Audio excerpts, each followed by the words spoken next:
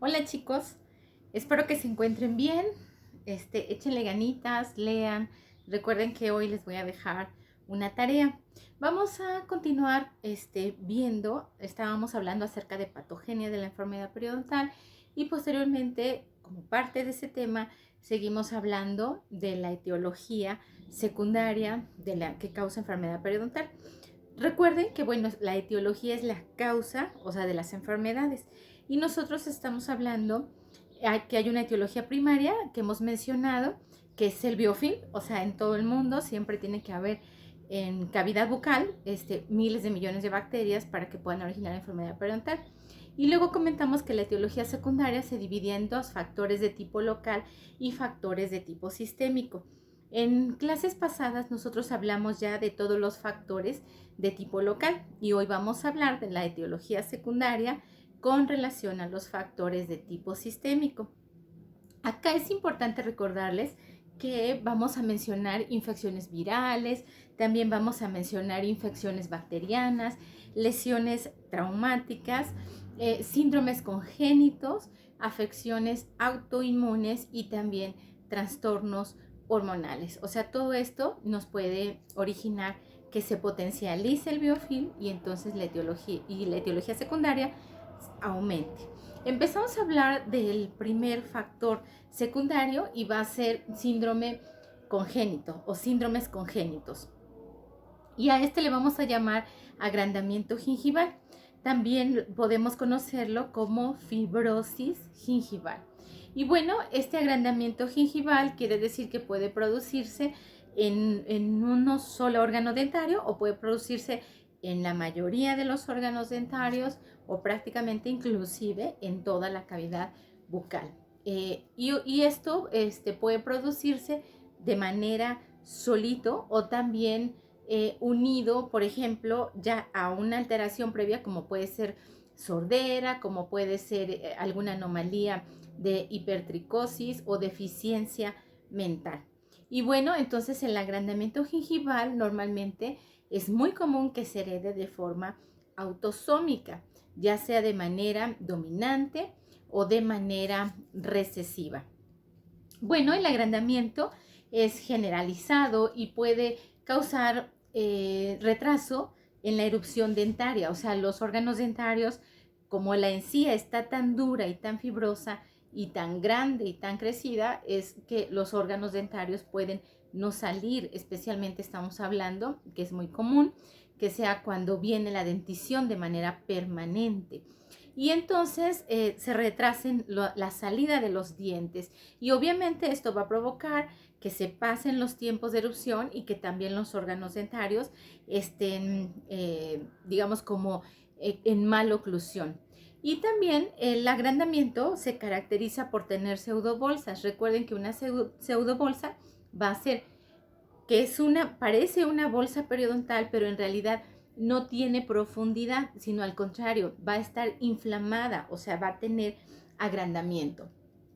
Y también va a tener destrucción ósea, inflamación, y bueno, esto va a depender por la anatomía. Sabemos que el tratamiento más adelante va a ser la gingivectomía. En esta clase no vamos a hablar de gingivectomía porque nuestro programa de periodoncia 1 no marca tratamientos, es hasta el próximo semestre cuando llevan periodoncia 2 que van a hablar con relación a estos tratamientos, pero en términos generales la gingivectomía es una cirugía periodontal que se encarga de la recesión de las bolsas o de las pseudobolsas gingivales. O sea, es decir, vamos a retirar de manera quirúrgica el agrandamiento, la encía que está sobrando. Bueno, pasamos entonces ahora a síndromes. Y los síndromes, dentro de estos, nosotros vamos a ver algunos. Por ejemplo, dentro de los más comunes con los que ustedes pueden enfrentarse en la consulta, va a ser el síndrome de Down. El síndrome de Down, recuerden que se conoce como trisomía 21. Y bueno, esta trisomía es una cuestión hereditaria. Sabemos que es autosómica del cromosoma, como ya lo había mencionado, número 21.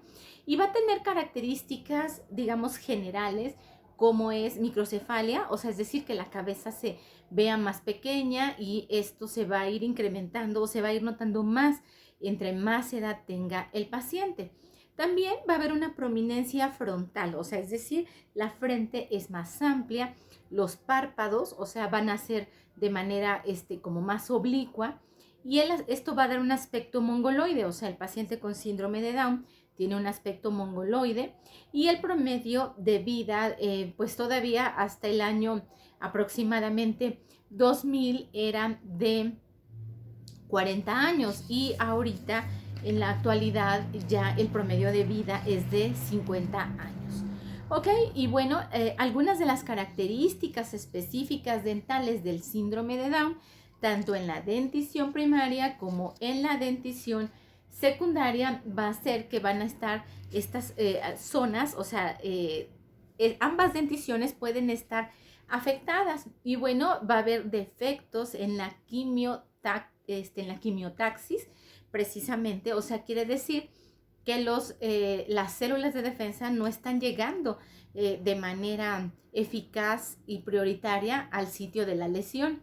También va a haber una aniquilación intracelular de leucocitos polimorfonucleares. Sabemos que los leucocitos polimorfonucleares son de las primeras líneas de defensa. Va a estar elevada la incidencia y la formación de bolsas, va a haber pérdida de hueso marginal porque se va a acumular biofilm, o sea, de manera considerable. También específicamente los dientes, o sea, como ya hablando de las características, estamos hablando ya ahorita de boca y periodontales, entonces los dientes van a ser en forma de clavija, o sea, así como triangulitos. Las raíces van a ser enanas y entonces cuando un paciente, por ejemplo, en condiciones normales, sabemos que la longitud de la raíz es 3:1, tendría una periodontitis que esté abarcando, por ejemplo, la mitad de la raíz en un paciente con síndrome de Down. Si tienes una bolsa que abarca, dijimos, en condiciones normales, la mitad de la raíz, bueno, entonces aquí va, por la raíz corta, va a ser una periodontitis inclusive avanzada. Estos pacientes presentan movilidad, o sea, por lo mismo que las raíces, o sea, también son de forma muy cónica, o sea, no son divergentes, sino al contrario, tienden a ser convergentes. Y en los pacientes de síndrome de Down encontramos también macroglosia, o sea, es decir, la lengua muy grande. Esto hace que ellos no puedan hacer un cierre, una oclusión adecuada y entonces los pacientes son respiradores bucales. En otras clases ya hemos visto qué pasa con el periodonto cuando el paciente es respirador bucal. Por otro lado, pues obviamente que el desarrollo psicomotriz no está perfectamente desarrollado ni llevado a cabo como en un paciente que no tuviese síndrome de Down, sino lo consideraríamos como si fuese un paciente normal. Entonces aquí este desarrollo fino no va a ser adecuado y por eso el paciente no va a poder cepillarse de manera adecuada, usar hilo dental y vamos a tener complicaciones también en la higiene. A veces este tipo de pacientes es muy complicado porque ellos llega un momento en que pues sí se están dando cuenta de su realidad y entonces no quieren ser tratados como niños, quieren ser tratados como adultos, pero mencionamos que bueno, a veces esa capacidad en todos no existe, o sea, no se puede llevar a cabo. Y por eso en los pacientes con síndrome de Down tenemos una higiene oral bastante complicada. Vamos a hablar de otro tema que son las infecciones virales y estas infecciones, terminando infecciones virales, voy a cortar el video para que no sea muy largo y lo vamos a continuar en la siguiente clase que la voy a dar ahorita mismo. Y entonces, con relación a las infecciones virales, vamos a hablar de la gingivitis herpética. O sea, estamos hablando de los clásicos fueguitos que el paciente diría, tengo un fuego, me sale un fuego. Entonces, sabemos que estamos hablando del herpes simple tipo 1, que prácticamente es el más común.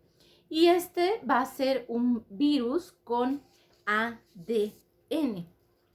Ahorita que está la pandemia y que hemos hablado del, bueno, tanto la gente menciona el coronavirus, sabemos que el coronavirus no tiene DNA, solamente tiene RNA, o sea, una sola cadena. Y en cambio el herpes simple sí va a tener DNA. Bueno, entonces nosotros vamos a saber que, bueno, este virus va a penetrar a la mucosa bucal y viaja a través de las dendritas para llegar al ganglio trigémino y también vive en sitios extraneurales como la encía. O sea, ¿qué significa? Que acabamos de decir que normalmente el herpes simple, o sea, va a vivir, sí, en las células neuronales. Y algunas también, o sea, bueno, algunos de estos virus tienen la capacidad de vivir en la encía, específicamente en el surco gingival. Cuando un paciente, recuerden que tiene un surco patológicamente profundizado, lo vamos a conocer como bolsa periodontal. Entonces, ahí se van a encontrar los herpes simples.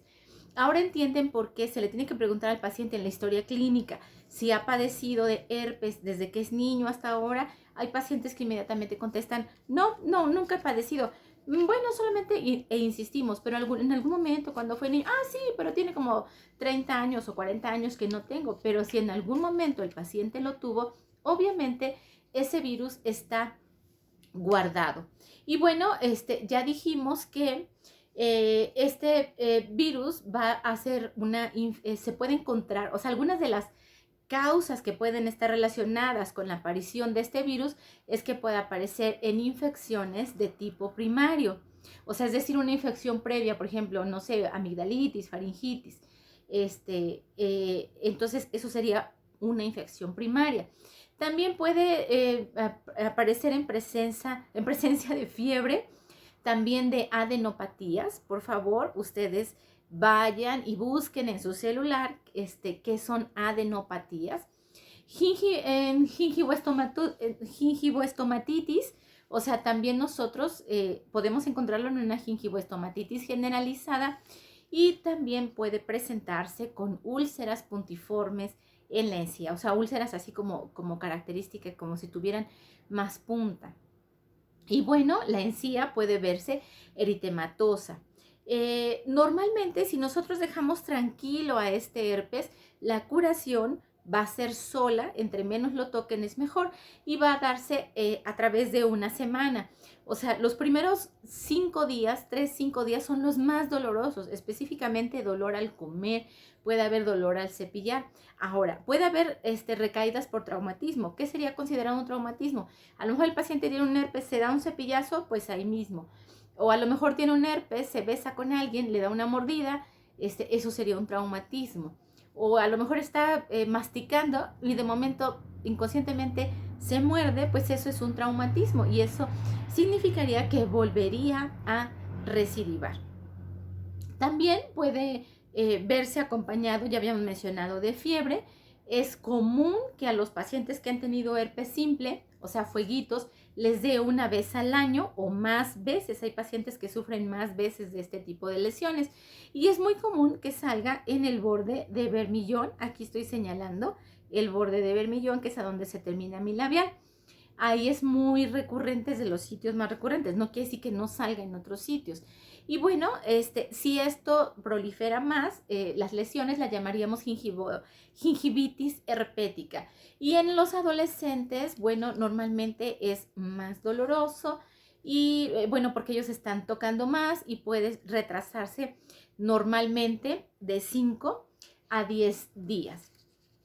Y bueno, entonces, para terminar con las infecciones virales, vamos a hablar de herpes zóster. Y el herpes zóster está originado por una infección primaria. O sea, normalmente esta infección primaria se va a conocer como varicela zóster. En la historia clínica, chicos, al paciente tenemos que preguntarle si en algún momento padeció varicela, porque a lo mejor nunca le ha salido un fuego. Pero si de niño tuvo varicela, ustedes hacen una profilaxis y de momento al paciente le brota un herpes, puede pensar que lo contagiaron en el consultorio y no. O sea, simplemente este herpes zóster puede derivar, insistimos, de esta infección primaria que es la varicela zóster. Y bueno, la varicela va a afectar a los ganglios torácicos. Puede afectar tanto a uno o más ramas homolaterales, o sea, precisamente del ganglio trigémino. Por eso es que va a ser sumamente doloroso. Estamos hablando específicamente del herpes zóster en boca. No estamos hablando del herpes zóster que puede dar en el abdomen o el que puede dar en la espalda, en las piernas, en los pies, o sea, en los brazos. Estamos hablando específicamente del que puede dar en boca. Y bueno, si afecta a la rama maxilar superior del nervio trigémino, las lesiones aparecen en la encía palatina. Van a ser unilaterales, o sea, de un solo lado, y también va a haber vesículas múltiples. Esto nos va a dar como resultado úlceras a causa del trauma en boca y resulta que las lesiones van a ser sumamente dolorosas. Entonces, bueno, voy a continuar hablando de la etiología secundaria de la enfermedad periodontal en el siguiente video.